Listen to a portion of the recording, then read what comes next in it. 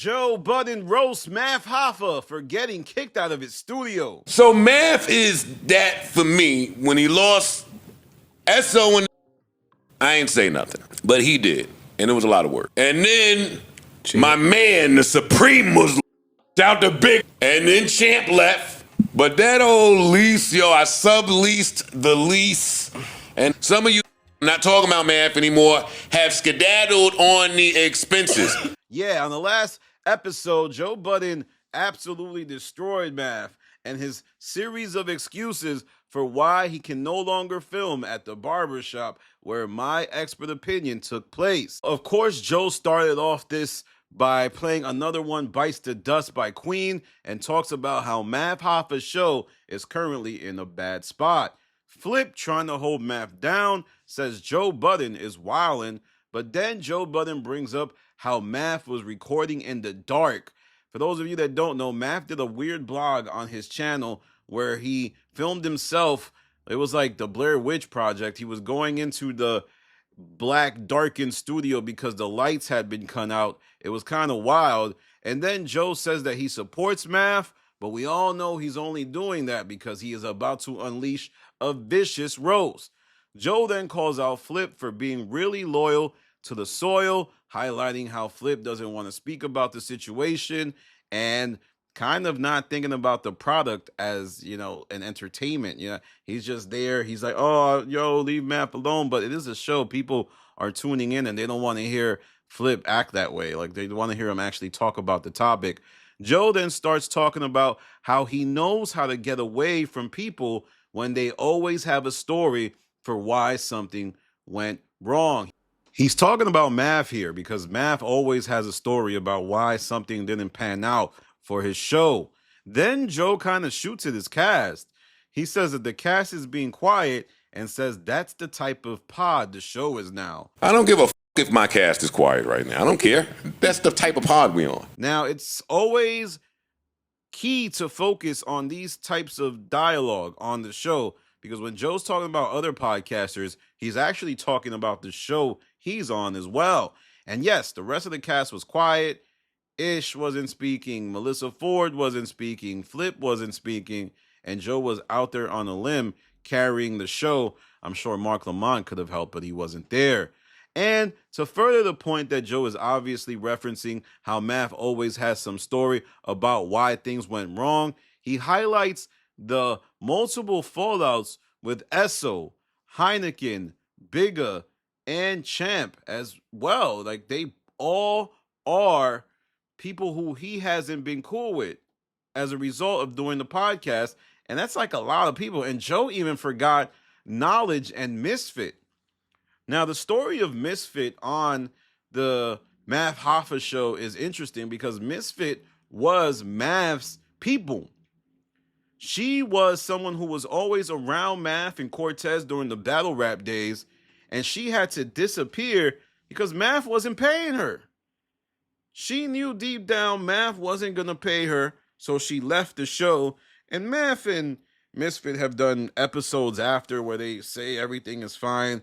But we all know the reason Misfit left was because Math wasn't shelling out them dollars. Joe then states that the sublease excuse doesn't make much sense and highlights how Math has a real estate issue and how there's a bunch of real estate issues currently going on in podcasting, on top of pointing out that podcasters are trying to avoid expenses. Now, that is a fascinating discussion. There is a real estate crisis in podcasting. Math Hoffa no longer has a studio. Adam 22 no longer has, he's trying to sell his $4 million. I think he said it was $4 million. He pays $20,000 a month in rent. He's trying to get out of that. So for the most part, one of the biggest tricks to podcasting, believe it or not, is finding a place to record. It is the hardest thing you can do. You can have great chemistry. You can be amazing when it comes to talking to people, but if you don't have real estate to keep the expenses down, you are going to flop. You can have all the guests you want, but if there's no place for them to show up, you're going to have a tough time making engaging content, and then you're going to have to do Riverside or Zoom or something like that in order to do interviews, and that's tough because I think it communicates to the listener that, you know, you don't have space and you're now the top podcast. Even though all those apps are good, it's still tough to find real estate in podcasting, especially in New York City, which is why I think people like Charlemagne and Barstool, they kind of have a cheat code because somebody else is paying for the real estate. Somebody else is providing the high quality production and editing and videos and all of that. So there's something to be noted. And then Flip calls out Joe for always talking about how podcasters have expenses, how he has expenses, but never acknowledging how much money Joe is making from the Joe Budden podcast. Joe then gets snippy with Flippy and says, pay back Woody, someone who was on Flip the Network. And Joe is fighting fire with fire. He's basically saying, oh, you have all of this stuff to say about how I run my operation, but let's take a look at Flip the Network. And I think that's an undertone of the dynamic between Joe Budden and Flip is always talking about, hey, man, yo, I don't see the Patreon. I don't know the numbers in the Patreon. You're always talking about how the expenses are high, yet you never want to have a dialogue about the profit. But Joe is like, man, what about you? Flip the Network is notorious for not paying people. When I did Stop the King, that's all Shampoo would talk about. Yo, Flip never paid me. I think he didn't pay me because I wasn't like the rest of the network where I was down bad and didn't really need the money, but still, I really needed to make sure that I get paid for the time. And if you look at everybody on Flip the Network is, you know, it doesn't look like they're in the best spot. It looks like he's largely profiting off people who really need the money, which is in some ways sad. And you also have to look at the fact that Flip has never had a solid core of people for a long period of time. Like, at least you can say Ish has been a co-host of the Joe Budden podcast for almost 4 years. Melissa Ford, same thing, 3 years. Flip never had a solid base of people doing his show. He has a revolving cast who I assume he pays at different types of earning. So when one person gets too expensive, oh, you think you too good for the network? I don't know. I don't rock with you. Get out of here. I call the shots. Let's get in Sideback Sally to be on the channel because I can pay her less. And that's what's kind of going on over there. And I think if Joe ever truly wakes up, the math, no pun intended, behind Flip the Network, you will see a catastrophic fallout because Flip always wants to call out the JBN, but never wants to call out FTN. All right.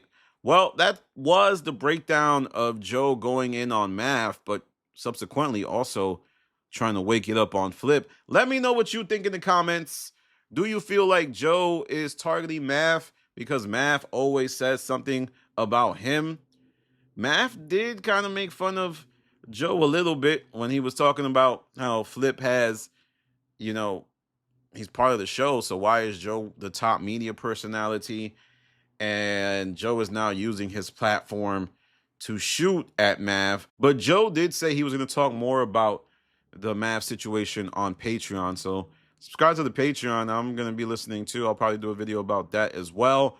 Also, follow my Patreon. It's $3. There's a lot of content coming. There's a lot of content on there. There's like 140 pieces of video and audio that will really be worth it if you get the $3 tier, which is the only tier. Follow me on Instagram, The Stop TV. Follow me on Twitter, The Stop TV. This is Danny from The Stop.